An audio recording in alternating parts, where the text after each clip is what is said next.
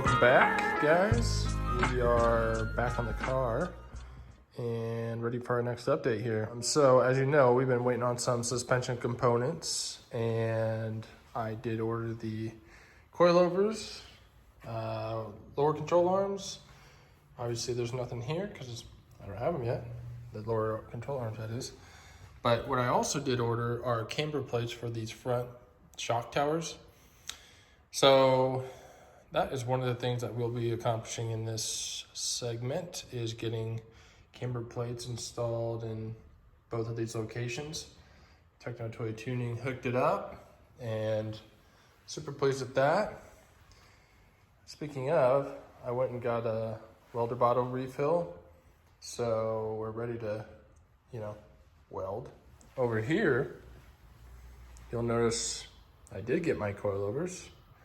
Again, shout out to Techno Toy Tuning. Went with the evolved front coilovers and, I guess the whole spindle and everything. I guess it's part of the evolved kit. I also did go ahead and upgrade to the Swift springs, Swift Japan springs. One of my buddies was telling me about Swift. I believe the story goes they used to make piano string and somehow got into automotive coils, shocks. So anyway, I figured for $60 that was a no-brainer. These are, like I said, these are fully fabricated, evolved front coilovers. I ordered these because, and it's a little early, a little preemptive, but I wanted to, again, get these ordered so I can mock up the front wheels in position and get that all squared away, semi-aligned, so we can cut those flares confidently, knowing that we have the actual suspension and its geometry in there. What you'll notice here at the top as well, like we were talking, is that we have, focus here, camber plates. I don't know if you've been watching for a while, you'll know we use T3 camber plates in the rear of the car.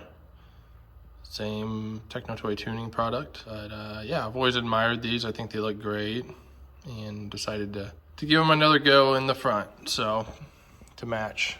The other thing we have here from Techno Toy Tuning is what they call the ultimate steering rack. I would say this is special because it uses high quality parts throughout. I've personally never ordered a remanufactured or aftermarket steering rack, but it sounds like it's a horrible experience with subpar components.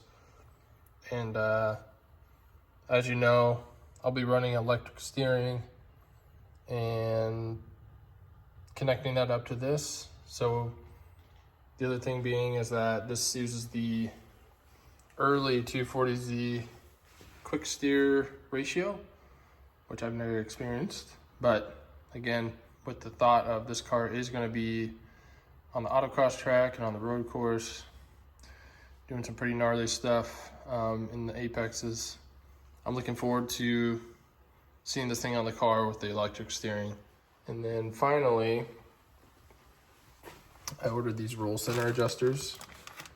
The car's going to be lowered quite a bit, of course, and with the big wheels on it, I went ahead and just ordered these. Not very calculated purchase, but I think these are definitely probably going to be. And here are the rear camber plates, Techno Toy Tuning. Look just like the fronts. I did go ahead and pull the factory pedal box down off the storage rack from above. This is something I was just going to eventually throw away, but as I mentioned, we've got the welder bottle filled up. I'm going to be cutting out those shock tower tops to weld in the camber plates myself. And what better candidate to do a little test welding on than this? Some good surface area there, as you can see. I got my wire disc wheel ready to clean that off, and that'll be a good candidate to lay some beads down on. So that's kind of the gist of what's going on in this episode. Right now, all I can really do is camber plates and bolt up those cross member braces, I think what I'll do is go ahead and get started with the camber plate prep. So let's partay.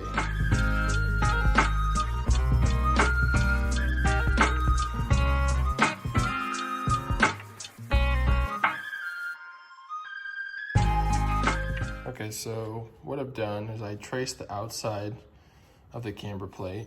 As you could see, as you saw on the GoPro, I laid it over top and kind of centered it as best as I could on this thing. Obviously, just getting it's probably not perfect, but it's within a degree of margin that isn't gonna hurt things. And it's pretty close, honestly. The shape of them is, I mean, they're really well designed and cut such that it fits on here really well. So anyway, trace the outside with I have a white paint marker. Then went ahead and pulled that off, got my square, set it to 1/8 of an inch, and just made like little tick marks all around here with 1/8 of an inch on the square. And then from there, I just connected the tick marks. So now you have this 1/8 of an inch for the camber plate to sit on, and then you'll just run a bead on the outside of the camber plate, fastening that to the strut tower with that bead. So simple as that. So now we just got to work on getting this cut.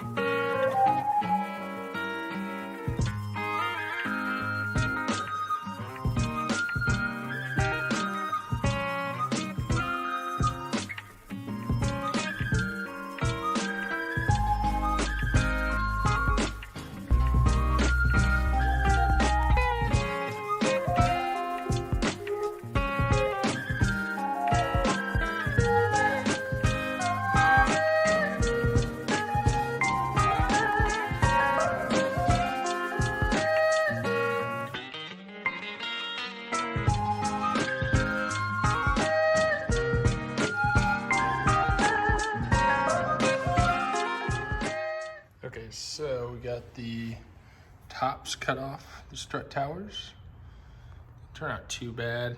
Couldn't really get, I don't know. This is like kind of a tapered edge here at the front, which is fine. I mean, it's just a surface I'm welding to, and there's plenty there. I mean, if you put this up like that, I mean, I'm just hitting this edge here. So one issue I've noticed is that these are not flat. Like, that's just a combination of things, whether it was, you know, the car. I mean, it's old metal. The car has a history, you know, it's seen some things. So, but overall, I'm pretty pleased with them. So I'll go ahead and start doing a little practicing on my pedal box over here. Got my little welding station all set up. Got my little Hobart I've had for 10, 12 years. Works great.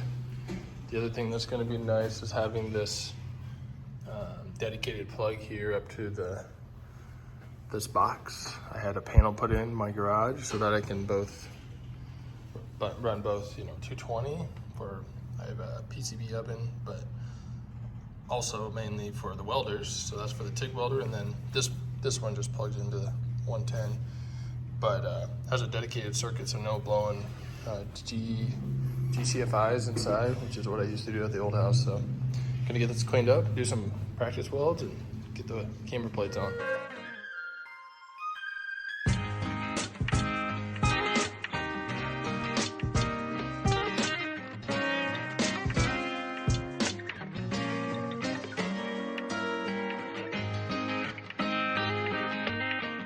Okay, got some test beads laid down. So I think one of the furthest right here was like one of my recent ones, but these were my first ones. I had it cranked up to like setting 4, like the max on the box, which they recommend, but well, they recommend for a certain metal thickness, but this is thinner than I anticipated.